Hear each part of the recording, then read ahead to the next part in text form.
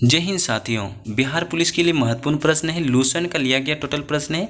Total इस set में 25 question देखने को मिलेगा। बहुत ही महत्वपूर्ण प्रश्न है जो कि प्रीवियस ईयर क्वेश्चन है, जो कि बिहार दुर्ग में पूछ चुका है। सारा प्रश्न बिहार दुर्ग में पूछा गया प्रश्न है, प्रीवियस ईयर क्वेश्चन है। देखते चलिएगा, बहुत ही महत्वपूर्ण प्रश्न है। ये प्रश्न छपने वाला प्रश्न होता है, एग्जाम में आने वाला प्रश्न है। आप लोग थोड़ा समय देख लीजिएगा, ठीक है। हमका समय बर्बाद नहीं करेंगे, डायरेक्ट चलेंगे क्वेश्चन की ओर में। अब अपना काम कर लीजिएगा, हम अपना काम कर लेते हैं। आपका काम होता है वीडियो को लाइक करना, चैनल को सब्सक्राइब कर देना और दोस्तों के साथ शेयर भी कर देना। 3 काम अपना ईमानदारी से कर लीजिएगा। हम अपना काम करना स्टार्ट करें, थोड़ा सपोर्ट कर दीजिएगा। पहला क्वेश्चन जो है स्क्रीन पे दिखता है उसको देख लीजिए। उसका जो राइट आंसर होता है कमेंट आप लोग बता दीजिए राइट आंसर क्या होता है। विद्युत शक्ति का एसआई मात्रा क्या होता है बताते चलिएगा, राइट आंसर क्या होगा। विद्युत शक्ति का एसआई मात्रा क्या होता है आप लोग कमेंट बता दीजिएगा, इसका राइट आंसर क्या होगा। इसका जो है राइट आंसर होता है डी नंबर हो जाएगा, वाट हो जाता है, ठीक है। पूछा जाता है कि विद्युत शक्ति एसआई मात्रा क्या होता है, वाट होता है, सभी याद रखिएगा। देखिए कुछ पॉइंट हो तो पॉइंट को देखते चलिएगा। क्वेश्चन कहता है कि विद्युत शक्ति का एसआई मात्रा क्या होता है, वाट होता है, सभी याद रखिएगा। विद्युत शक्ति एसआई मात्रा क्या होता है, वाट होता है, सभी याद रखिएगा।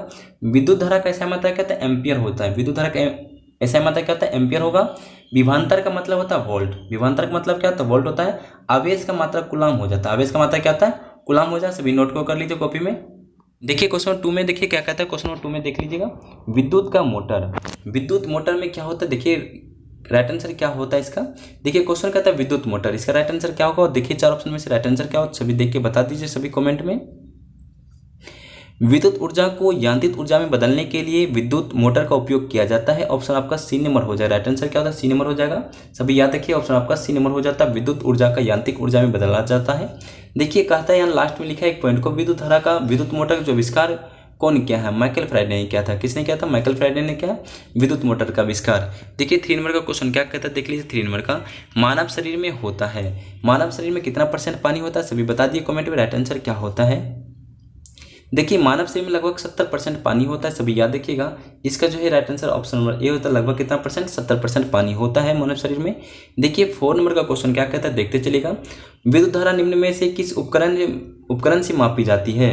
विद्युत धारा जो है निम्न में से किस उपकरण से मापी जाती है। 4 नंबर राइट आंसर क्या होता है, सभी बता दीजिएगा, ठीक है। देखिए इसका जो है राइट आंसर हो जाता है बी नंबर हो जाएगा। विद्युत धारा को एमीटर या अमीटर के में मापा जाता है। ऑप्शन आपका बी नंबर हो जाता है। अमीटर भी बोला जाता है, ये एमीटर भी बोला जाता है। विद्युत धारा को एमीटर में द्वारा मापा जाता है, सभी याद रखिएगा। विद्युत धारा का पूछा जाए एसआई मात्रा क्या होता है, एम्पियर होता है। विद्युत धारा का एसआई मात्रा क्या होता है, एम्पियर हो जाता है, ठीक है। हम चलते हैं आगे की ओर में। 5 का क्वेश्चन क्या कहता है, देखिए 5 का क्वेश्चन कहता है कि निम्न खनिजों में से किस खनिज के उत्पादन में भारत विश्व में अग्रणी है, बता दीजिएगा। बहुत अच्छा क्वेश्चन है। निम्न खनिजों में से किस खनिज के उत्पादन में भारत विश्व में अग्रणी है, बताते चलिएगा। 5 का राइट आंसर क्या होगा। पूरी दुनिया का 80% जो है अभ्रक भारत में ही मिलता है। इसका जो है राइट आंसर होता है चादरी अभ्रक हो जाएगा। ऑप्शन आपका ए नंबर हो जाता है, चादरी अभ्रक। पूरी दुनिया का 80% अभ्रक कौन पैदा करता है, भारत करता है, ठीक है। पूरी दुनिया का 80% अभ्रक जो भारत में ही मिलता है, सभी याद रखिएगा। भारत जो है विश्व में अभ्रक के भंडारण का प्रथम स्थान पर है। भारत जो है विश्व में अभ्रक भंडारण में प्रथम स्थान मिलता है। वर्तमान अभ्रक उत्पादन में चीन है प्रथम स्थान पे। दूसरे स्थान पे आता है फिनलैंड। तीसरे स्थान पे आता है आप लोग का, सॉरी दूसरे स्थान पे आप लोग का आ जाता है रूस। तीसरे में आता है फिनलैंड आ जाता है, सभी याद रखिएगा, ठीक है। कुछ पॉइंट है तो देख लीजिए। पॉइंट है इसमें क्या लिखा हुआ है यहाँ पे, पूरी दुनिया का 80% जो है अभ्रक भारत में ही मिलता है। भारत विश्व में अभ्रक के भंडारण प्रथम स्थान पर है। वर्तमान समय में जो है अभ्रक उत्पादन में चीन प्रथम स्थान पर, दूसरे पे रूस, तीसरे पे फिनलैंड जो है। शीर्ष उत्पादन वाला राज्य जो है भारत में जो राज्य है आंध्र प्रदेश और राजस्थान हो जाता है अभ्रक में, सभी याद रखिएगा। पहले स्थान पे भारत में राज्य कौन है, आंध्र प्रदेश है। दूसरे पे राजस्थान हो जाता है। देखिए इसका राइट आंसर आगे वाला क्वेश्चन क्या कहता है, 6 का बता दीजिएगा। कोशिका की शक्ति स्रोत होता है। कोशिका का शक्ति स्रोत होता है। 6 का जो राइट आंसर होता है बताते चलिएगा राइट आंसर क्या होगा। देखिए कोशिका का जो है शक्ति का स्रोत माइटोकॉन्ड्रिया होता है। माइटोकॉन्ड्रिया को ही कोशिका का ऊर्जा भी गृह कहते हैं या तो पावर हाउस ऑफ सेल कहा जाता है। इसका जो है बी नंबर आंसर हो जाता है, माइटोकॉन्ड्रिया हो जाएगा, सभी नोट कर लीजिए कॉपी में। कोशिका का शक्ति स्रोत होता है माइटोकॉन्ड्रिया। 7 का राइट आंसर क्या होता है, देखते चलिए। 7 का लिखा है माइटोकॉन्ड्रिया कोशिका का ऊर्जा गृह या पावर हाउस ऑफ सेल कहा जाता है। 7 का देखिए राइट आंसर क्या होगा। एड्स निम्न कारणों में से किसके द्वारा होता है, बता दीजिएगा। क्वेश्चन कहता है एड्स निम्न कारणों में से किसके द्वारा होता है, राइट आंसर क्या होगा बता दीजिए, बताते चलिएगा। 7 नंबर का राइट आंसर क्या होगा। इनके द्वारा होता है और विषाणु के द्वारा। ऑप्शन आपका सी नंबर तो विषाणु के तहत होता है एड्स, सभी याद रखिएगा। क्वेश्चन कहता है एड्स निम्न कारणों में से किसके द्वारा होता है, तो विषाणु के द्वारा होता है, सभी याद रखिएगा। देखिए हम लोग चलते हैं 8 नंबर का क्वेश्चन क्या कहता है। देखिए आर्द्रता किस उपकरण से मापी जाती है, सभी बताते चलिएगा। आर्द्रता जो है किस उपकरण से मापी जाती है, 8 नंबर का राइट आंसर क्या होगा बताते चलिएगा। ठीक है, आर्द्रता जो है हाइग्रोमीटर, इसकी सहायता से वायुमंडल में व्याप्त आर्द्रता नापी जाती है। इसका जो राइट आंसर होता है हाइग्रोमीटर हो जाएगा, बी नंबर हो जाएगा। ठीक है, सभी याद रखिएगा हाइग्रोमीटर हो जाता है। आर्द्रता किस उपकरण से मापी जाती है, ऑप्शन नंबर बी हाइग्रोमीटर हो जाता है। कुछ पॉइंट है तो देखते चलिए। पॉइंट में साफ साफ लिखा है कि हाइड्रोमीटर की इसकी सहायता से वायुमंडल में व्याप्त आर्द्रता मापी जाती है। हाइड्रोमीटर इस उपकरण के द्वारा द्रव्यों का अपेक्षित घनत्व ज्ञात होता है। पूछा जाता है कि पायरोमीटर दूर स्थित वस्तुओं का ताप को ज्ञात करने हेतु यंत्र का प्रयोग किया जाता है, सभी याद करिएगा आप लोग। लेक्टोमीटर को दूध के घनत्व मापकर इसकी शुद्धता जांच के लिए किया जाता है। लेक्टोमीटर का भी उपयोग किया जाता है, दूध के जो घनत्व है उसको मापकर शुद्धता की जांच के लिए किया जाता है, सभी याद रखिएगा। ठीक है, हम लोग आगे की ओर चलते हैं। क्वेश्चन नंबर 9 में क्वेश्चन कहता है दाब की इकाई क्या है। दाब के सहाय मात्रक पूछा जाता है, क्या होता है बताते चलिए। राइट आंसर क्या होगा 9 नंबर का। देखिए दाब की इकाई मात्रक हो जाता है ऑप्शन नंबर ए न्यूटन प्रति वर्ग मीटर हो जाता है। राइट आंसर ए नंबर हो जाता है, सभी याद रखिए। 9 नंबर का ऑप्शन नंबर ए हो जाता है, न्यूटन प्रति वर्ग मीटर हो जाता है। 10 नंबर का क्वेश्चन क्या कहता है, 10 नंबर का देखते चलिएगा। 10 में कहता है भारत में पशुपालन एवं कृषि के प्राचीनतम साक्ष्य प्राप्त हुए हैं। 10 नंबर का राइट आंसर क्या होता है बताते चलिएगा। भारत में पशुपालन एवं कृषि के प्राचीनतम साक्ष्य प्राप्त हुए हैं। 10 नंबर का राइट आंसर क्या होता है। देखिए भारत में पशुपालन एवं कृषि के प्राचीनतम साक्ष्य जो है मेहरगढ़ से प्राप्त हुआ है, सभी याद रखिए। डी नंबर जो राइट आंसर हो जाता है मेहरगढ़ से प्राप्त हुआ है, सभी याद रखिएगा। सभी बहुत ही अच्छा क्वेश्चन था। भारत में पशुपालन कृषि के जो प्राचीनतम साक्ष्य प्राप्त हुए हैं मेहरगढ़ से, सभी नोट कर लीजिए कॉपी में। ठीक है, बहुत अच्छा क्वेश्चन है। देखिए 11 नंबर का क्वेश्चन क्या कहता है, देख लीजिएगा। यहाँ पर लिखा है पॉइंट में, मेहरगढ़ नवपाषाण पुरास्थल जो है जो पाकिस्तान के बलूचिस्तान प्रांत में स्थित है। यहाँ गेहूँ और जौ के अवशेष मिले हैं। ठीक है, कहाँ मिले, गेहूं और जौ के अवशेष मिले हैं। देखिए क्वेश्चन और 11 में क्वेश्चन क्या कहता है, भगवान बुद्ध के महापरिनिर्वाण के बाद पहली बौद्ध संगीत कहाँ हुई थी बताते चलेगा। 11 नंबर का राइट आंसर क्या होता है। क्वेश्चन कहता है कि भगवान बुद्ध के महापरिनिर्वाण के बाद पहली बौद्ध संगीत हुई थी। 11 नंबर जो राइट आंसर होता है बताते चलिए राइट आंसर क्या होगा। देखिए प्रथम जो है राजगिरी में हुआ था, सभी ऑप्शन नंबर ए समझिए रखिएगा। Right answer option number A हो जाता है। ठीक है, राइट आंसर क्या होगा, ए नंबर होगा। राजगिर में हुआ था। ठीक है, 2 क्वेश्चन और बताना आप लोग को। प्रथम तो पता चल गया कि राजगीर, देखिए हम आपको कोशिश करते याद कराने का, याद हो जाता है। प्रथम पूरा 3-4 साल का बड़ा बताते हैं आप लोग को। प्रथम देखिए आर होता है क्या, आर और भी सभी याद रखिए। देखिए हम आपको छोटा सा लिख के बता देते हैं। ठीक है, ये हो गया आर आपका हो गया, एक होता है भी होता है। देखिए आर भी पी के क्या होता है, पी के, सभी याद रखिएगा। आर भी पी के, रिपीट कीजिए मेरे साथ में, चारों आपको याद करवा देते हैं बौद्ध संगीत के बारे में।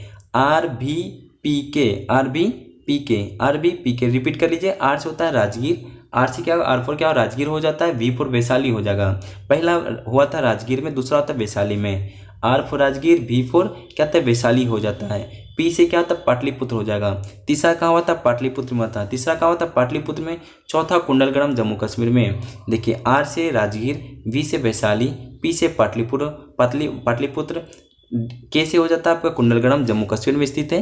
प्रथम बौद्ध संगीत आपका राजगीर में, दूसरा वैशाली, तीसरा पाटलिपुत्र, चौथे कुंडलग्राम में। ईस्वी याद रखिएगा, ईस्वी देखिए कैसे क्रम से याद रखिएगा। पहला आपको हो जाता है 483 ईस्वी में, 483 ईस्वी पहला हो जाता है। ठीक है, याद कीजिएगा 483, फिर 383, 483, 383। देखिए इसी पे यहाँ एक घट गया।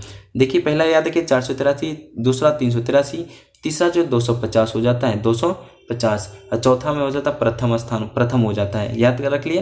प्रथम आपको क्या बताएं कहाँ हुआ था, are B P K, R for Rajgir, V for Vaishali, P for Pataliputra, K for कुंडलग्राम हो जाता है। चारों याद हो गया।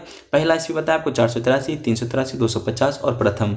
इसमें आपको शासनकाल पूछ रहे, प्रथम हो जाता है अजातशत्रु, दूसरे में कालाशोक, तीसरे में अशोक, चौथे में कनिष्क। याद रख लीजिएगा। हम आगे की ओर बढ़ते हैं। 12 नंबर का क्वेश्चन क्या कहता है, 12 में एक भारतीय राज्य के रूप में बिहार बना, कब बना बिहार बता दीजिए। राइट आंसर क्या होगा, एक भारतीय राज्य के रूप में बिहार बना।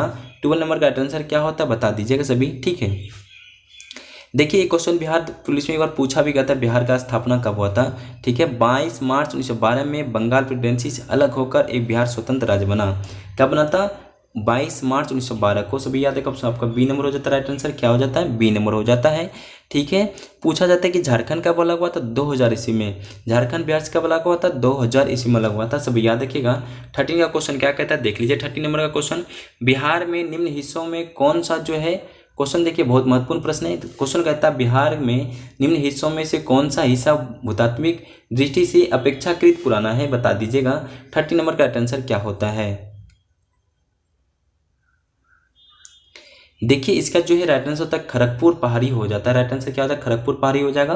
क्वेश्चन कहता है बिहार में निम्न हिस्सों में से कौन सा जो है हिस्सा भूतात्मिक दृष्टि से अपेक्षाकृत पुराना है? ऑप्शन नंबर सी नंबर तो 30 नंबर का। सभी याद रखिए सी नंबर का 13 का जो सी हो जाता है खड़गपुर पहाड़ी हो जाता है। 14 का क्वेश्चन क्या कहता है देख लीजिए। 14 का, बिहार पर बख्तियार खिलजी के हमले का पहला विवरण प्राप्त हुआ है, बताते चलिएगा। 14 का राइट आंसर क्या होता है? बिहार पर बख्तियार खिलजी के हमले का पहला विवरण प्राप्त हुआ है। 14 का राइट आंसर क्या होता है बताते चलिएगा। बहुत महत्वपूर्ण प्रश्न है। देखिए इसका जो है राइट आंसर क्या होता है पूछा जाता है। बहुत अच्छा क्वेश्चन, बताते चलिएगा। ठीक है, बिहार पर बख्तियार खिलजी के हमले का पहला विवरण तबकात ए नासरी से है। तबकात एक नासरी से है। बी नंबर आंसर हो जाता है। राइट आंसर क्या था? बी नंबर हो जाएगा। सभी याद रखिएगा।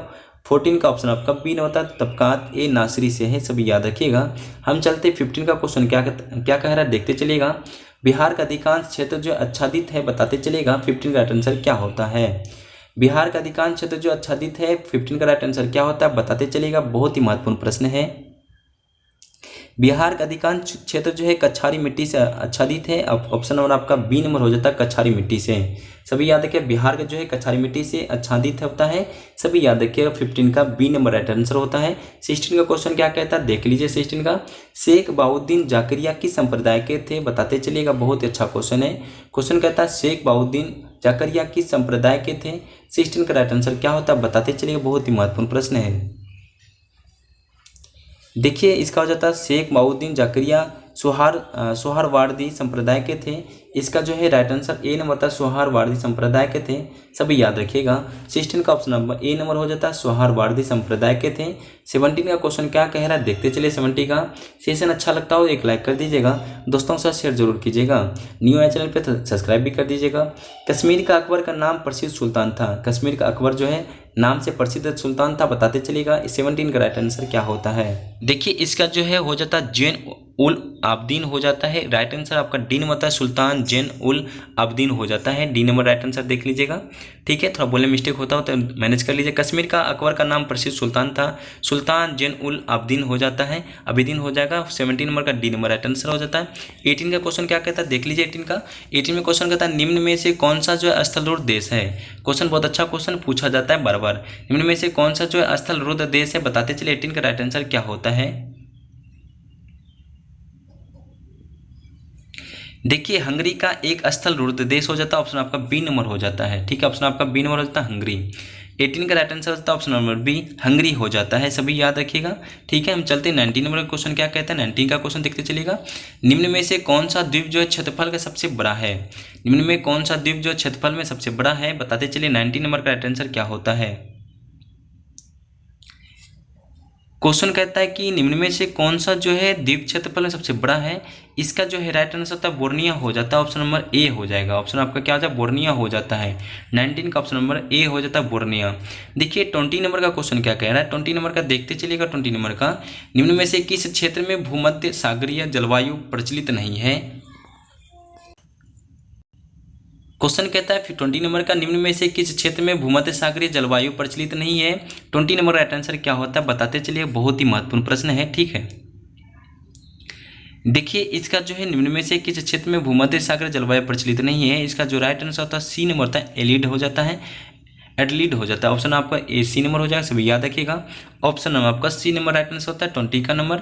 ठीक है, 21 का क्वेश्चन क्या कहता है देखते चलिए। 21 का, 21 में क्वेश्चन कहता है वह देश जो विश्व में रेशम का सबसे बड़ा उत्पादक है, बताते चलेगा। 21 का क्वेश्चन क्या कहता है? क्वेश्चन 21 का समझिए अच्छे से, धैर्यता से समझिएगा। क्वेश्चन कहता है वह देश जो विश्व में रेशम का सबसे बड़ा उत्पादक है। 21 का राइट आंसर क्या होता है बताते चलिए। बहुत ही महत्वपूर्ण प्रश्न है। इनका जो राइट आंसर होता है चीन हो जाता है। राइट आंसर क्या चीन हो जाएगा, सभी याद रखिएगा। ऑप्शन आपका चीन हो जाता है, सभी याद रख लीजिएगा, ठीक है। देखिए 22 का क्वेश्चन क्या कहता है, 22 का क्वेश्चन देखिएगा। 22 का क्वेश्चन कहता है क्या Deenbandhu Chhotu Ram thermal power station कहाँ स्थित है। 22 का राइट आंसर क्या होता है।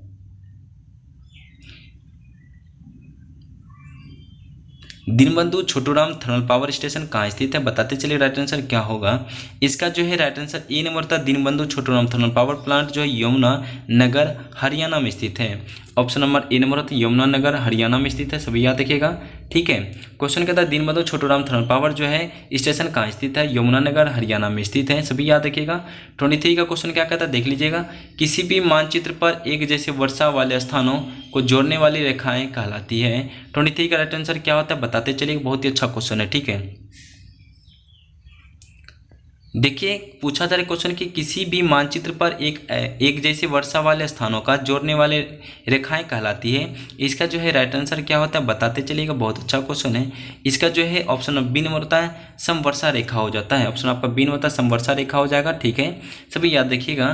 23 का ऑप्शन आपका बी नंबर था समरेखा। समरेखा बारे में समझिए अच्छे से। समान वर्षा वाले स्थानों को जोड़ने वाली रेखा को समवर्षा कहते हैं।